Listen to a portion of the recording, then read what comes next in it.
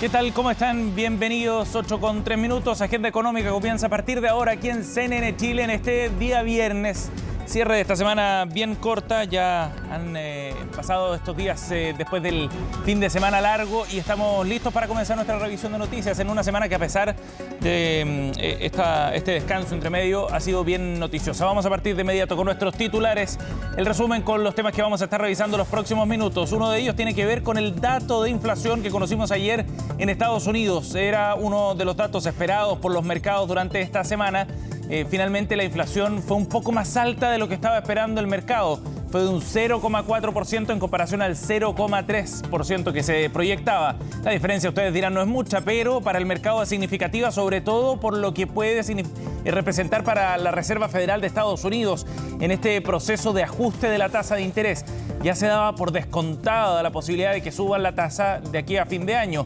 ¿Será este un dato que los obliga a hacerlo nuevamente? Eso tendría repercusiones desde el punto de vista de la actividad económica, evidentemente, allá en ese país, y por ende, como es la primera economía del mundo, también para el resto de la economía global. Bueno, ya vamos a revisar el detalle y también el impacto que tuvo acá en Chile. Ojo, volvió a subir el precio del dólar el día de ayer.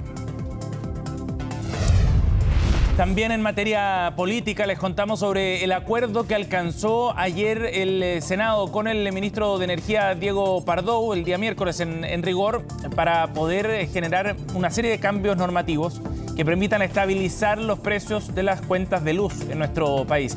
Viene un proceso de reajuste, podría ser muy fuerte porque no se ha hecho ese proceso de reajuste de precios en las últimas dos ocasiones, producto primero del estallido social, luego de la pandemia, y eso ha significado que estemos atrasados en este proceso.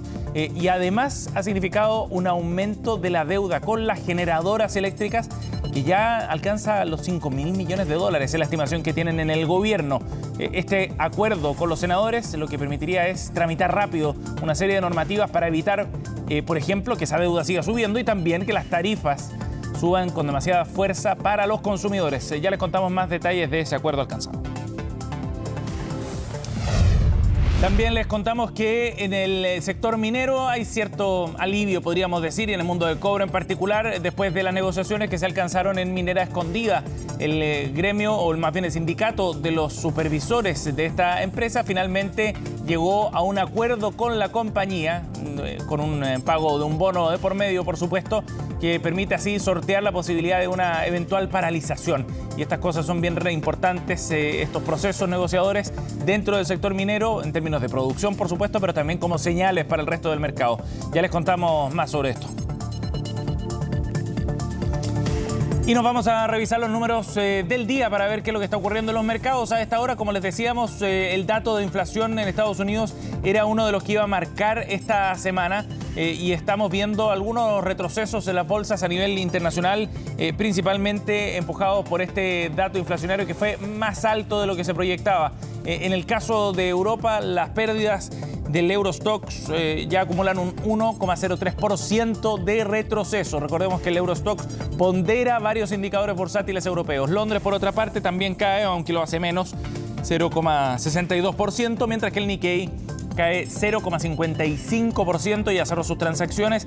Más fuerte fue la caída para el Hang Seng en Hong Kong, cayó 2,33%. A esta hora el precio del petróleo también se dispara y es otro de los factores que está incidiendo en este rendimiento negativo de las bolsas. ¿Qué pasó ayer en el mercado local? Lo vamos a ver de inmediato en la siguiente gráfica con los números en Santiago, por ejemplo, en la Bolsa de Comercio, donde el IPSA llegó a los 5.800 puntos en la sesión de este jueves, con un alza de 0,33% y a contrapelo de lo que pasó en Wall Street, por ejemplo, donde las bolsas cayeron el día de ayer. El dólar, como les contábamos, subió nuevamente, 938, nuevo máximo anual para el precio del dólar, y la UF hoy día se cotiza en 36.240 pesos. Los datos para comenzar esta jornada.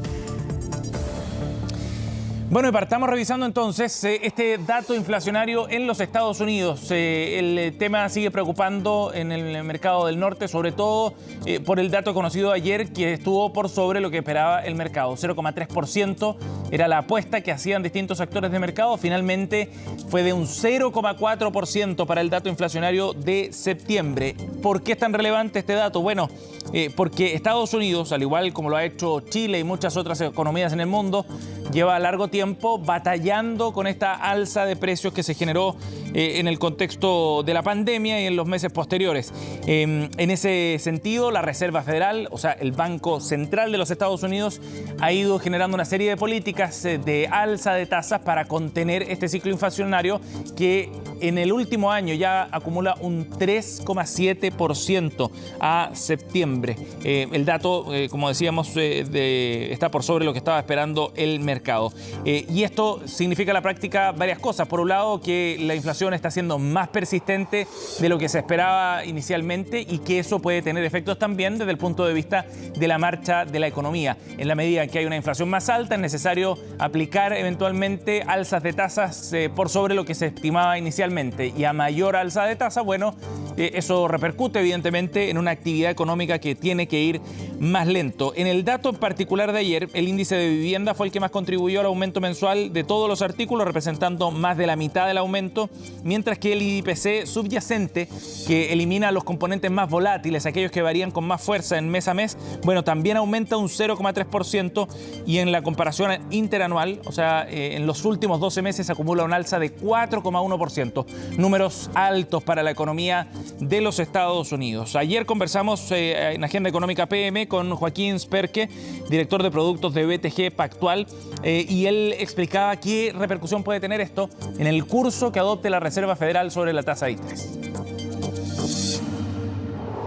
El dato de inflación en Estados Unidos es bastante en línea, si bien sorprende marginalmente al alza en la inflación agregada, que se mantiene estable el dato año contra año respecto al mes de agosto en un 3,7%. La inflación subyacente está en línea con lo que el mercado anticipaba, sin embargo sigue siendo una inflación alta. De todas maneras, la reacción del mercado parece algo más negativa de lo que el dato previamente sugiere. De hecho, hoy día el mercado sigue esperando un 40-50% de probabilidades de que la Reserva Federal incluso realice un ajuste adicional de aquí a fin de año en la tasa de interés, y eso ha ido al alza después del dato de hoy, así que probabilidades de bajar la tasa en Estados Unidos no aparecen sino hasta julio del próximo año, mientras que la gran pregunta ahora es si ya llegamos al pic. Hasta antes del dato de inflación el mercado está bastante jugado de que ya estábamos en el pic de tasa en Estados Unidos.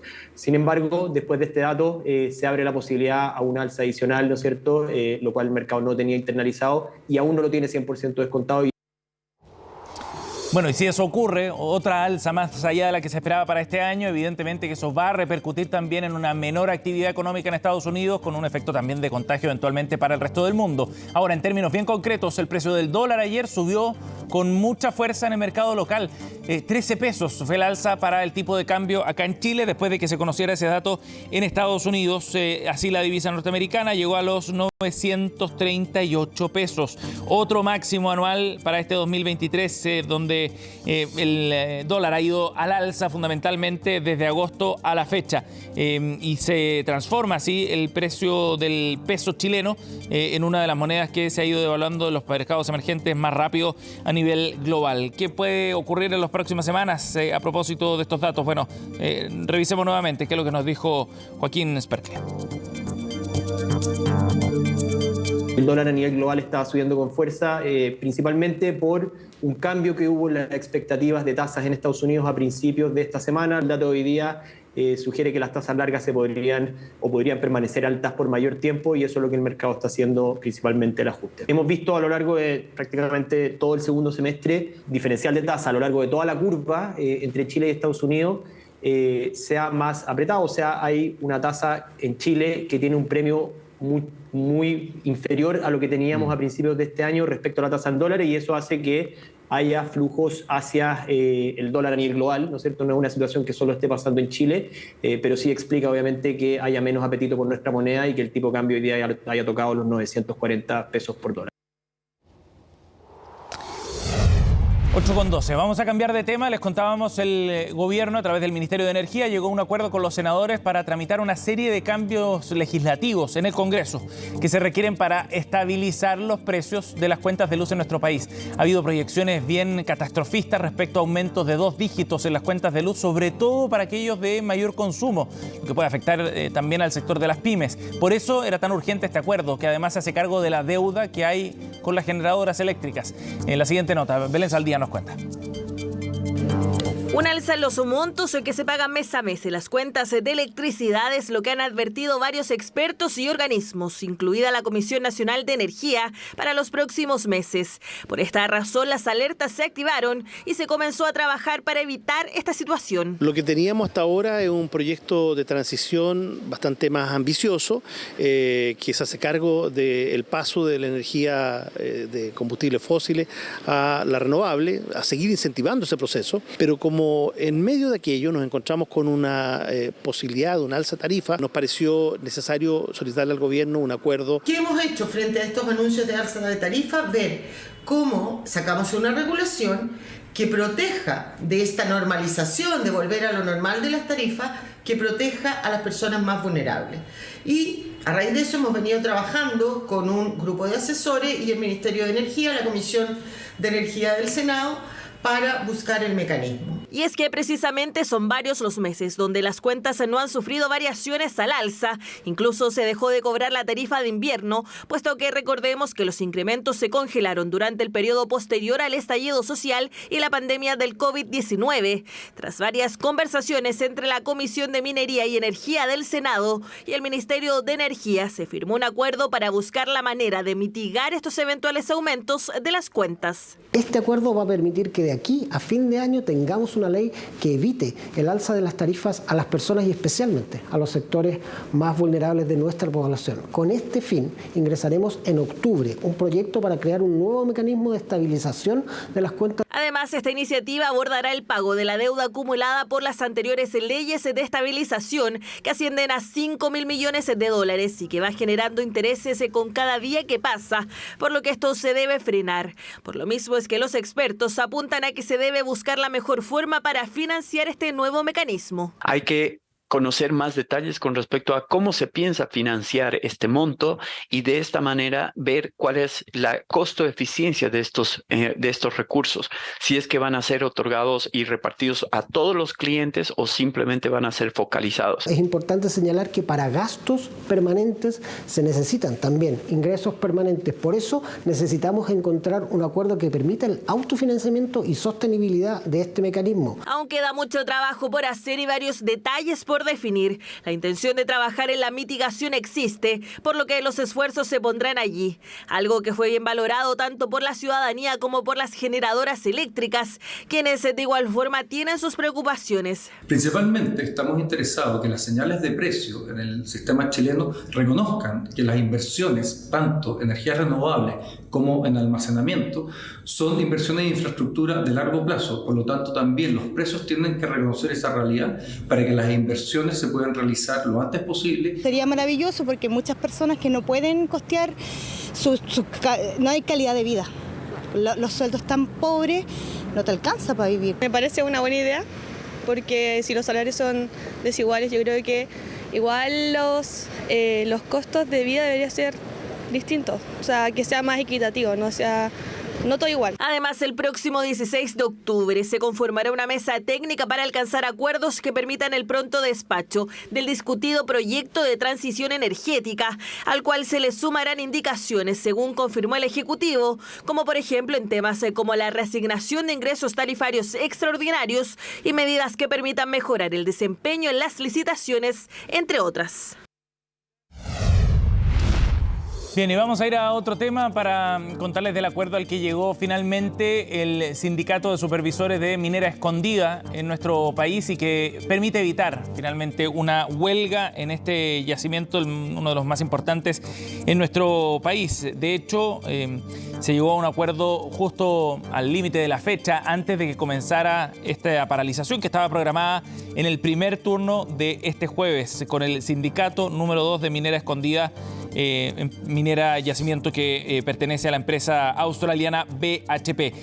Así se confirmó a través de un breve comunicado donde se informaba que se alcanzó este preacuerdo y se acordó extender la mediación además a través de la Inspección del Trabajo por un día adicional para firmar este nuevo contrato colectivo.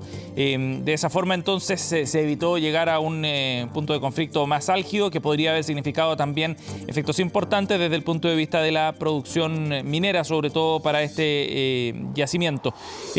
Recordemos que esta hubiera sido además la primera vez en que se concretaba una paralización de los supervisores en particular y se evita entonces aquí el conflicto. El mecanismo para alcanzar esto finalmente fue un acuerdo que establece el pago de un bono por fin de conflicto superior a los 17 millones de pesos en una propuesta que fue aprobada por el 94% de los trabajadores y con un convenio colectivo que durará por los próximos 3 años. De esta forma además se da una señal también al mercado que es bien relevante desde el punto de vista de los montos involucrados en este acuerdo. Bien, nos vamos a ir a una pausa, 8:19, volvemos de inmediato, seguimos en Agenda Económica. Ya estamos de vuelta, seguimos aquí en Agenda Económica AM 8:22 y vamos a hablar de una convocatoria muy interesante que está realizando la organización Nest en conjunto con IKEA acá en Chile, pero también con una mirada más regional y que lo que busca es fomentar proyectos que aborden la economía de impacto. Bueno, de eso vamos a conversar junto a nuestro invitado. Nos acompaña aquí en el estudio Gonzalo San Martín, Country y Portfolio Director de Nest Chile. Gracias por estar con nosotros. Gracias, bienvenido, Sebastián, Gonzalo. Gracias a Agenda Económica por la invitación. Gracias por estar con nosotros.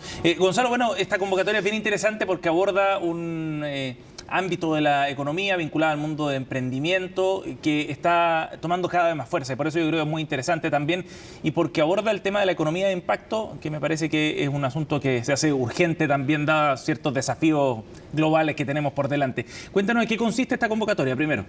Perfecto.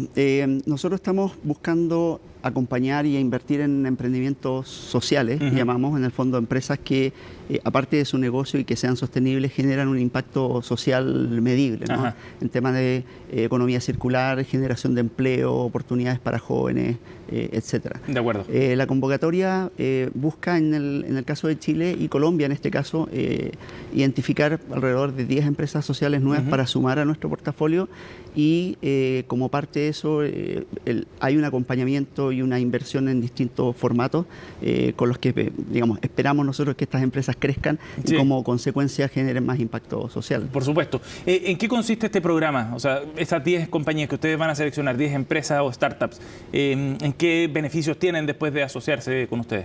Perfecto. Primero hay un proceso de selección bien riguroso, ¿no? De due diligence que toma ahí un par de meses y una vez seleccionadas estas empresas entran a este programa que terminamos acompañándolas por 2, 3 y a veces 4 años. En el fondo es como de largo plazo, entendiendo que muchas veces los cambios y el desarrollo que requieren toma tiempo. Sí.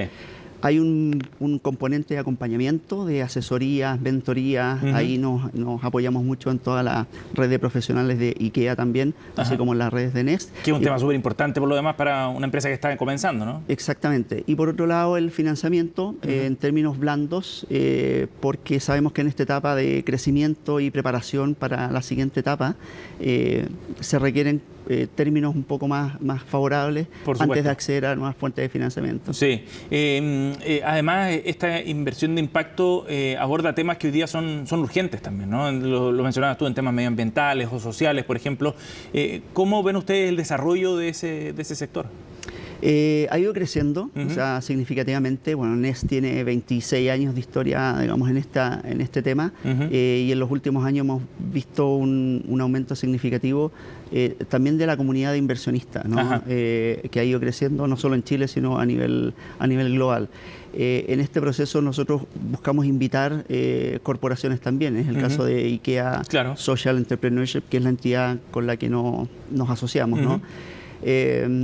Como digo, ha ido creciendo porque los problemas y desafíos sociales, digamos, no disminuyen. Sí. Enfocado específicamente en esta convocatoria está generación de empleo para grupos excluidos, jóvenes, mujeres, personas con discapacidad.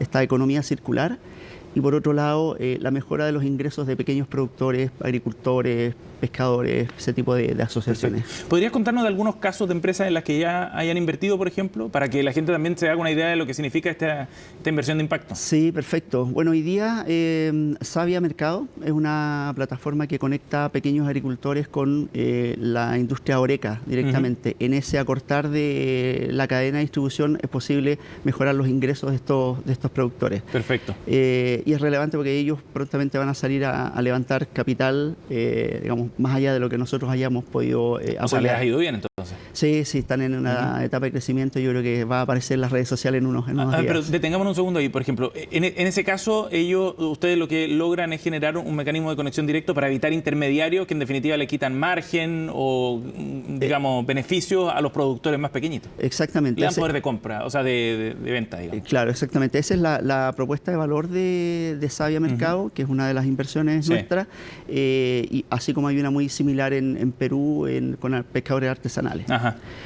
Otra iniciativa muy relevante encuentro yo que es Próxima Servicios, y digamos, los hemos apoyado porque su propuesta de valor apunta a la mejora en la industria de la subcontratación. Entonces voy a hablar de la supercontratación. Perfecto. Ingresan personas que están excluidas del mercado laboral, las contratan para proveer servicios a la industria básicos, limpieza, pero lo otro interesante es que esta empresa dentro de su ADN incorporó la estrategia de ceder un porcentaje de la propiedad a los trabajadores, organizados en una cooperativa. Claro, es muy interesante, porque da vuelta además la lógica de lo que ha significado la subcontratación, ¿no? Exactamente. Que en muchos casos ha significado precarización de empleo, en este caso lo fortalecen de alguna manera con estas alianzas. Nos queda bien claro entonces el concepto de la inversión de impacto, ¿no? Son 9 empresas, entiendo, las que ustedes ya han invertido acá en Chile a través de esta convocatoria. Exactamente. Tenemos a nivel regional un portafolio de 17, 9 en Chile, y con esta convocatoria esperamos aumentar en Chile y Colombia. ¿Y la evaluación que tienen ustedes de cómo han andado estas 9 empresas, por ejemplo? O si quieren una mirada más amplia, más general, ¿qué resultados ha dado desde ese punto de vista? Porque creo que es importante resaltarlo para validar también organizaciones de este tipo. Sí, a ver, parte de la tesis nuestra es cerrar una brecha de financiamiento, porque hay muchos emprendimientos que existen gracias al apoyo de financiamiento público, etcétera, pero para saltar a la siguiente escala de financiamiento está muy lejos, ¿no? Entonces nosotros buscamos cerrar esta brecha. Ese es como el primer impacto, ¿no? Yo hablaba de Savia Mercado, que está pasando a ese nivel de salir a buscar más financiamiento. Y lo otro que a través de las mentorías se van mejorando los procesos, rendimiento, qué sé yo, revisión de la estrategia de negocio, y como resultado general este grupo aumentó evaluación anual, ¿no? 2021 al 2022, como el 70 y algo % de aumento en sus ventas de un año a otro. Que es un muy buen resultado. Claro, que es lo que esperamos seguir haciendo, y es lo que esperamos hacer, y es la invitación a las empresas que están por ahí mirando esta oportunidad. Y son buenos ejemplos de que es posible hacer empresa, digamos, de otra forma también, ¿no? Y no siguiendo los cánones tradicionales. De todas maneras, y es una comunidad que está creciendo, la comunidad de inversionistas con impacto social, es algo que ya es tendencia. Súper interesante. Gonzalo, hagamos la invitación también a quienes quieran participar o informarse más también sobre esta convocatoria. Bueno, en nuestra página web, entiendo que está ahí al pie de la página, hay más información, hay un formulario de postulación, no es muy complejo, la invitación es acercarse, mirar los criterios, cualquier duda que tengan, nos pueden contactar a través de la misma página. Por supuesto. Disponible para resolver cualquier duda. Nest.org para esta convocatoria aquí en Chile y Colombia. Gracias por estar con nosotros acá en Agenda Económica, Gonzalo. Gracias a ustedes por la invitación. Bien, son las 8:30, cerramos Agenda Económica. Pronto comenzamos Noticias Express junto a Fresia Soltov. Que tengan un buen día.